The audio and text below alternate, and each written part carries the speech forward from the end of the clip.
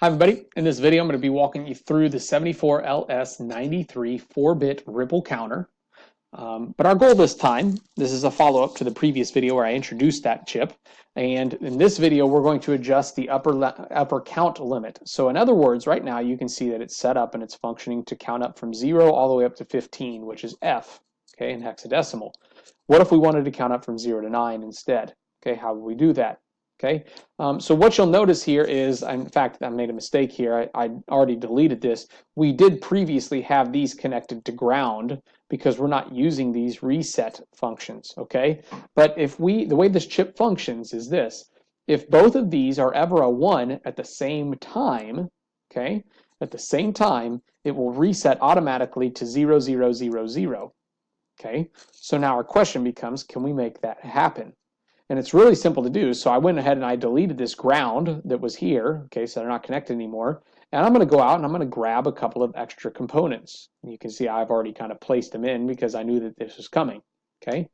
So what I'm going to do is this. Let's say if I wanted to count from the numbers 0 to 9, just like the asynchronous counters that we've built beforehand. This is a ripple counter. 74LS93 is a ripple counter. It's an asynchronous counter, which means if I want to count up from 0 to 9, I have to go one number beyond that count, okay? So that would be the number 10 is going to be a condition that I want to look for. That's my passcode.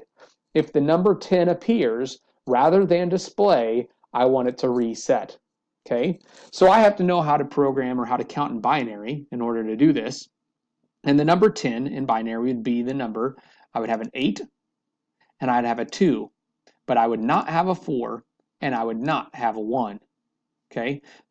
So I'm going to come over here. I'm going to go like this. I'm just going to kind of line these up. I'm going to say, okay, I'm going to connect here.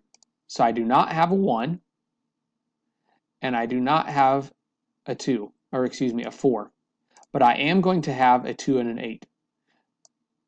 I'm going to take these wires. I'm going to just simply connect to the AND gate. And notice what I do here. Ready? Okay, I do not have a 1. I do have a 2. I do not have a 4. I do have an 8. So it's going to look for then the number 10. Okay, the reason is this. If I have a 10, if I have an 8 and a 2, that means I have 0, 1, 0, 1.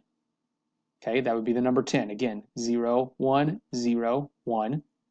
But these zeros get flipped to ones by the NOT gates, and therefore after the NOT gates happen, I have 1, 1, 1, 1.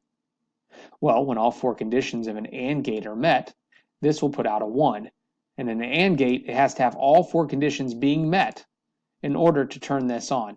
Move that down just a little bit. So just to prove it here, we're going to put a probe. Not necessary, but I just wanted you to see what's going on. Okay. Now what we're going to do then, okay, this probe is just for kicks, just to demonstrate. You're going to see that this is off almost all the time, but when a 10 pops up, this is going to blip on just for a split second. Well, if this is on, you know what we could do then is we could come over here and say, well, you know, let's take that AND gate and let's make it do something useful, like put a 1 into both of the reset mechanisms here. Because if both of these get a 1 at the exact same time, then we will reset instead of displaying the number 10. Let's take a look.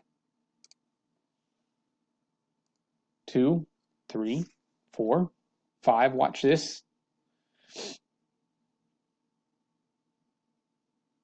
Ah, you saw it blip just for a split second, didn't you? I'll let it run one more time here, okay? Watch the probe in the bottom left off the AND gate. Here it goes. Boom. Oh, it was so fast it didn't even show at that time, okay? When that 10 hits, rather than display, it meets the conditions of the AND gate. The conditions, there it was, the conditions of the AND gate force the mechanism to reset, force the 93 chip to reset to 0 rather than display the 10. And maybe it blips for a second, kind of depends on the processor of your laptop, whether that shows or not.